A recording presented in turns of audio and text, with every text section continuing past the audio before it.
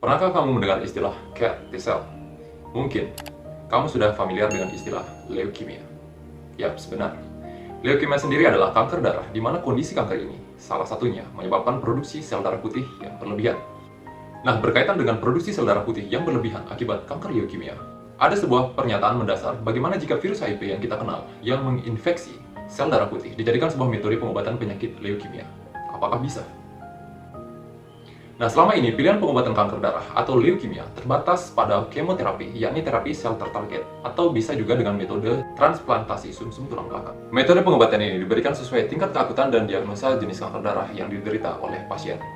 Nah, tahukah kamu, kemajuan perkembangan teknologi di zaman modern seperti ini, kini memungkinkan metode pengobatan baru untuk penderita kanker darah dengan metode terapi CAR T-cell. Perkenalkan, ia adalah Dr. Carl June. Dr. Carl adalah ilmuwan ahli imunoterapi yang sudah puluhan tahun meneliti imunoterapi untuk kanker.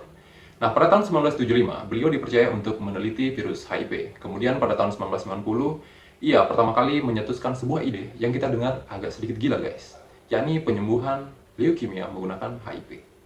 Wow. Nah, sampai di sini, kita sebagai orang awam dalam dunia medis akan tercengang dengan ide yang sedikit nyeleneh ini. Bagaimana bisa hal yang ditakuti oleh banyak orang seperti HIV dijadikan sebagai metode pengobatan? Oke, mari lebih dalam melihat sisi lain dari ide yang kita anggap gila ini. Dan ayo kita kenal lebih dalam tentang CAR T-cell therapy. CAR T-cell sendiri adalah singkatan dari Chimeric Antigen Receptor T-cell therapy. Nah, kata chimeric diambil dari bahasa Yunani yakni chimera yang adalah binatang mitologi. Kenapa terapi ini disebut terapi chimera? Jadi sifat chimera sendiri adalah gabungan dari dua sosok, yang dimana hal ini menganalogikan penelitian dari CAR T-cell itu sendiri.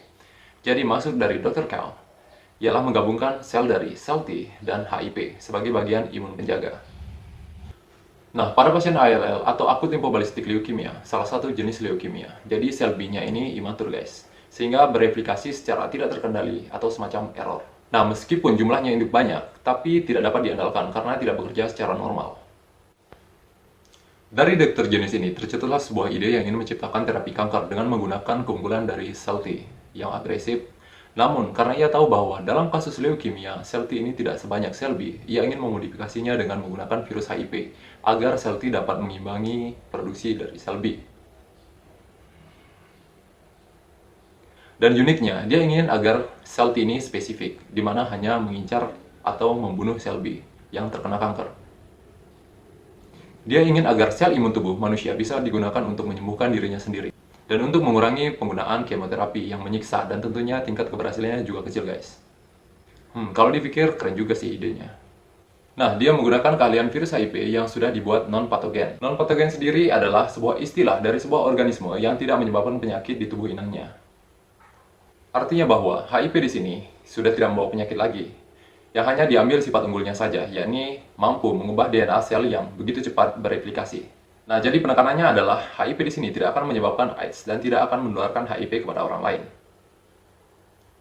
Oke, cara kerja dari metode ini adalah darah pasien diambil sel T-nya, kemudian sel T-nya diekstrak, dimodifikasi, lalu ditransfusikan kembali ke tubuh pasien, lalu ditunggu kinerjanya. Nah, infus ini diberikan sekitar 7 hari. Sejauh ini, efek samping yang sudah nampak adalah efek samping jangka pendek, yaitu pasien bisa demam tinggi. Hal ini disebabkan karena setiap kali sel T bekerja, ia memunculkan reaksi inflamasi dalam tubuh berupa kenaikan suhu tubuh. Seperti yang aku sampaikan tadi, ini adalah semacam injeksi vaksin ke dalam tubuh dari pasien. Nah, dokter jenis ini juga memaparkan bahwa tingkat keberhasilannya sekitar 80%. Nah, untuk efek samping jangka panjangnya belum diketahui sejauh ini guys, karena memang terapi ini tergolong baru. Namun harga yang dibutuhkan untuk sekali pengobatan terbilang cukup mahal guys, yakni mencapai $450.000 dalam sekali perawatan. Nah, harga itu jauh di atas metode pengobatan melalui stem cell atau transplantasi sel yang biaya pengobatannya sekitar $60.000. Namun diperkirakan dalam waktu 5 tahun mendatang, biaya dari CAR T-cell dapat ditekan seiring produksi alatnya yang massal guys. Oke, sampai di sini informasi mendasar yang unik dari dunia medis yang berkaitan dengan terapi CAR T-cell. Aku mohon maaf sebesar-besarnya karena banyak banget istilah medis yang mungkin keliru dalam pemaparanku. Aku mencoba sebaik yang aku bisa karena latar belakangku juga bukan dari medis, guys. Nah, kenapa aku berpikir penting untuk aku sampaikan dan aku angkat sebagai sebuah konten? Nah, kita tahu bahwa hal yang menakutkan seperti HIV sudah menjadi momok bertahun-tahun yang mengintai banyak orang. Namun sekarang HIV bisa dijadikan hal yang bermanfaat pula bagi kehidupan manusia. Pertanyaannya, apakah pandemi virus corona yang menghebohkan dunia saat ini juga memiliki sisi positifnya? Mungkin. Dan mungkin ada hikmah yang bisa kita ambil dari setiap peristiwa. Semoga menjadi bahan renungan kita bersama, selalu memberi value positif untuk kehidupan. Saya Iga, sampai jumpa di video berikutnya. Let's go.